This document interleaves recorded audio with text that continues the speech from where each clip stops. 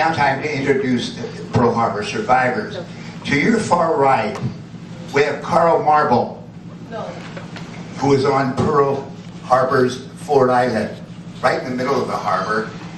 Ford Island took the first bombs of Pearl Harbor and continually took Japanese aircraft machine gun fire for many minutes thereafter.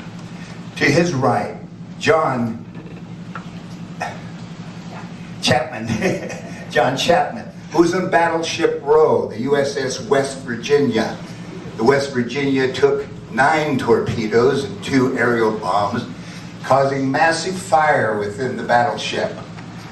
And 106 of John's shipmates perished. To his right, another member of Battleship Row, B.J. Smith, who was aboard the battleship, the USS California. The California took 3 torpedoes and 2 aerial bombs.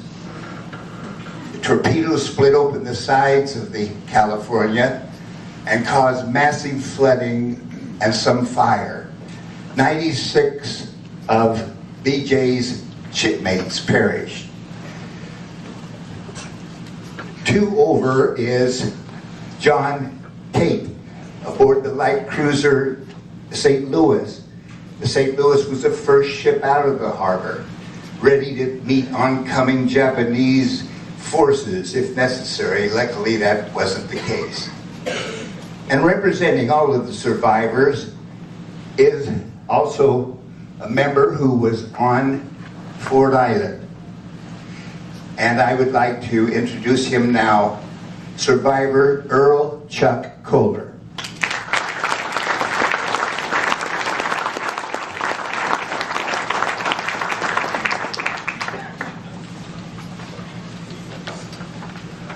Oh, how fortunate we are to have survived that event. I'm going to share a little bit of my experience with you so you'll have some idea of what went on there, but the rest of these survivors experienced very much the same thing. I was in an upper level office, Aerial Patrol Squadron VP-23's hangar, attempting to type a letter to my dear sweet mother. I heard the sound of approaching aircraft in the background. Suddenly and almost simultaneously, there was a tremendous roar, and bomb fragments, explosion debris, and window glass came crashing into the back of my head, ears, neck, and shoulders. That's that first bomb that Wayne mentioned a while ago. If any of you have been involved in similar situations, you maybe remember that it kind of upset your train of thoughts a little bit. It took me a few minutes to get my train of thoughts back together, and when I did, I'm still thinking that it's one of our friendly air group pilots doing a little hot dogging, and he hadn't pulled out in time and crashed. I'm going to go down and see if I could be of some help. I pushed myself back from that debris-covered old manual typewriter desk, got up, shook off as much of that debris as I could, and started for the door. For some reason, I thought, oh boy, I could be in trouble up here using a typewriter. I'm not authorized to use a typewriter. So I reached back and grabbed that unfinished letter, ripped it out of the carriage of that typewriter, crumbled it in my hands, and threw it in a wastebasket as I went out the door. You can only imagine how many times I have wished that I would have kept that letter.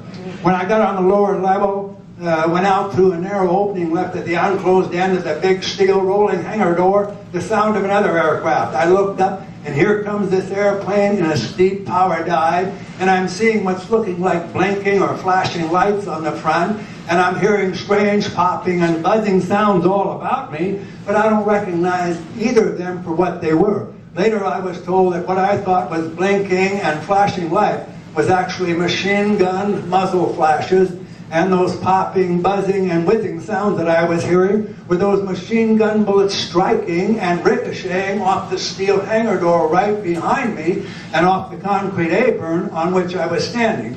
But since I didn't recognize them for what they were, I thought, hey, you know, they're no danger to me. So my interest is drawn to a big old bomb hanging there on the bottom of the fuselage between the fixed landing gear on that diving old Val dive bomber. Suddenly that bomb released, it wobbled as it began to fall, and that airplane began to pull out of its dive. By the time it had got out of its dive, I don't think it was more than 100, 150 feet over my head. It's then that I first saw and recognized that big, round, red insignia. That, and the fact that he has just dropped a bomb, has convinced me that these are not the friendly fellows I thought they might be. I turned around, hurried back inside the hangar, hoping I could find someone with the key to the ammo shack. All of our guns and ammunition was locked up, and I wanted to get a gun and get at these guys. But as I come in the front door of that hangar, the other few that I went on duty with that morning were going out the back door. Somebody, I suppose a duty officer, brought me and said, "Hey, you, follow me." I went after them. I thought, oh boy, we're going to go get some guns and do something about this, But instead of going to the ammo shack to get guns and ammunition, they ran out there by the taxiway, jumped into an on-field construction ditch. I jumped in after them, I hit the bottom of that ditch, got myself stabilized, looked up. I'm looking at a guy in a white uniform, the dress uniform. The work uniform was the old bell-bottom blue Dungaree trousers and a blue chambray work shirt. He was in his white uniform as though he was going into Honolulu, going to church or something. Never did find out why he was in his white uniform, but I'm so thankful that he was. There, on the left sleeve of that uniform, was a petty officer's waiting badge. And I recognized that winged, round cannonball, the insignia of an aviation ordnanceman. I said, "You the duty ordnanceman? Yeah, you got to keep the ammo shack. Let's go get some guns and ammo and shoot these blankety blanks, So I had much more to hit the bottom of that ditch, and that ordnanceman and I were on our way up out of the ditch. Somebody, again I suppose the duty officer, shouted, "Get back in the ditch! Get back in the ditch!" I don't want to be in that ditch. We're military men. We should be putting up a defense. We shouldn't be here in this ditch. Besides, I know this is the beginning of that war that they've been talking about and we've been getting prepared for. And I'm from a proud family, and I damn well know that if I'm going to lose my life in this or any other battle of this war, I would want my family and my country to know that I died fighting, not hiding. We continued out of that ditch, started to run for the ammo shack. Then I heard the most unexpected military command directed at myself and that ordnanceman I thought I would ever hear in the military, especially under those conditions. Somebody, again I suppose the duty officer, shouted, "Get back in the ditch or I'll put you on report for disobeying a direct order." Talk about being between a rock and a hard spot. These guys in these airplanes are dropping bombs and machine gunning, trying to kill as many of us as they could. And our own duty officer there in the ditch is threatening us with military discipline for wanting to defend ourselves. I couldn't believe it. I just couldn't believe it. With total and complete disregard for the threat of military discipline, with total and complete disregard for the fact that aerial bombs and machine gun bullets were raining down here to where we were heading, we continued to run. We made it to the ammo shack. The ordnanceman unlocked the door, let himself in. I'm right behind you. "What do you want?" "Give me a 50 caliber machine gun." I'm a recent farm boy. The big gun I'm used to firing on a regular basis is a shoulder-fired 22 caliber rifle. This is not a shoulder-fired gun. It's a fixed-mount machine gun. Hell, it looked to me like a cannon without wheels, And I took it as best I could, most likely cradled it in my arm. I wasn't very big at that time. Turned, and out, started for the door. By now, I guess a few other brave souls figured they hadn't ought to be in that ditch either. They followed us to the ammo shack. The guy coming in the door was taller than I, huskier built. I just offloaded that machine gun to him. I said, "Here, take it to the BWI park in front of 23 Singer. I'll get the ammo." Boy, he looked a bit surprised, but he took it, turned out the door, he went. I turned around, and there again, I'm so thankful for that ordnanceman, because without his cooperation, none of this that I was involved in could have happened. I was just a seaman, a boot seaman. He was a rated petty officer. He could have said, "Oh, I'm not getting out of this ditch for you or anybody, buddy. You just shove off, Anyway, when I turned around, he was just setting 2 canisters of 50 caliber ammo up on the counter. I grabbed those 2 canisters of ammo, turned around, and out the door I went. Now, I'm not a runner or a sprinter, but I guarantee you I beat the guy with the gun to the airplane. He had a heavier load than I did.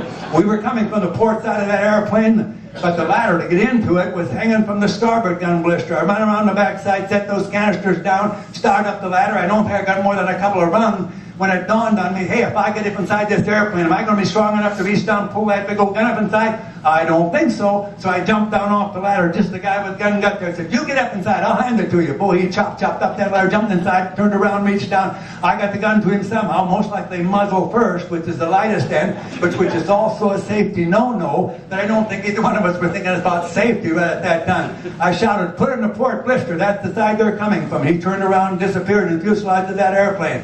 I grabbed the canister of that ammo in my right hand, guided myself up the ladder with the ladder, set it inside, back down, got the second one back up, set it inside, jumped inside, picked those 2 canisters up, stepped across to the port gun blister just as he was swinging that mounted gun out and locking it in firing position. I set the canisters down, bit the lid open, come up with the end of the belt, ready to load, thinking he'd have the breech open. But he was just standing there staring skyward. I looked up, and here comes another one of those guys. You know, big old bomb hanging there in the bottom, blinking and flashing light. Now I'm only hearing popping sounds, which I was later told were some of those bullets passing through the fuselage of that airplane we were in.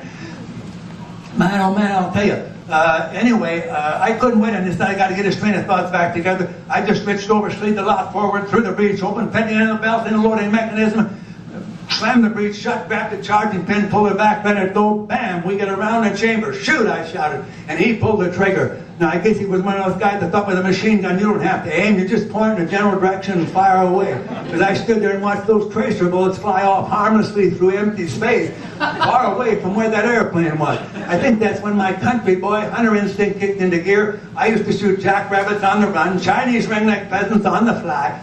Not with a shotgun, with a .22 caliber rifle. I knew that you had to put that bullet where the target would be when the 2 of them came together.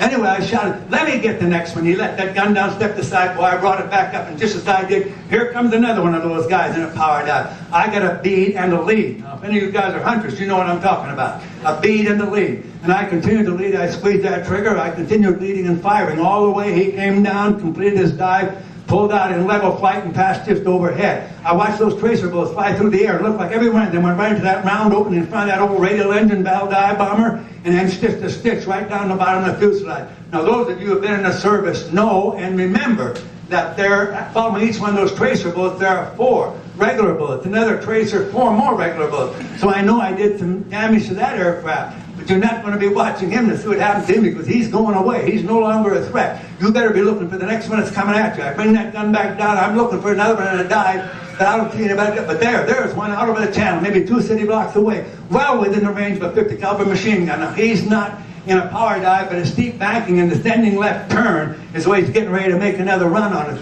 Because he's in that banking turn, I can see the cockpit about 6 or 8 feet behind the front of that airplane. I figure at that distance and at that speed, if I use the front of that airplane as my aiming point, I'm going to get some rounds into the chamber, into the fuselage, maybe even into the cockpit. And believe you me, if you can get a couple 50 caliber slugs bouncing around inside that cockpit with that pilot, you're going to give him something else to think about besides coming back and machine gunning you a second time.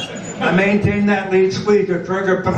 I don't think I got off more than about 6 or 8 rounds, but I saw 2 of those tracer bullets disappear into the fuselage of that airplane just forward of the cockpit. And when it did, that airplane did an abrupt rolling right turn and was gone from my field of fire. No more aircraft came back to bomb or strafe our end of the island that morning. I got to fire short blast at other aircraft on their way to or from other targets as they passed through my limited field of fire. About the same time that the second wave of those attacking aircraft came in, the USS Nevada came down the channel, making a run for open water. I got a chance to fire on some of those guys. They got on that Nevada like a swarm of bees. They were hoping they could sink it there in the channel. I think it was about 50 years later, I was listening to a news broadcast from Pearl Harbor. They had located some of those Japanese pilots who had participated in that raid. By the way, they did a great job. And they had survived the war. They were physically able to travel. They brought them back to Pearl for that event. They were interviewing them, and they asked this one pilot, "What part did you play in that raid?" Now listen carefully to this. He said, "I was the lead pilot of a group of 9 aircraft. Our assigned targets were the airplanes and the hangars on Fort Island." That's where I was. He said, "When I went in for my first run, machine gun, dropped my bomb, I didn't see a soul. It was like the whole island was asleep." But he said, "We were surprised how fast they reacted, because by the time I had came around and was lining up for my second run, there was so much fire coming up that I turned and went elsewhere." How I would love to talk to him. There's the guy that dropped the very first bomb to fall at Pearl Harbor that morning.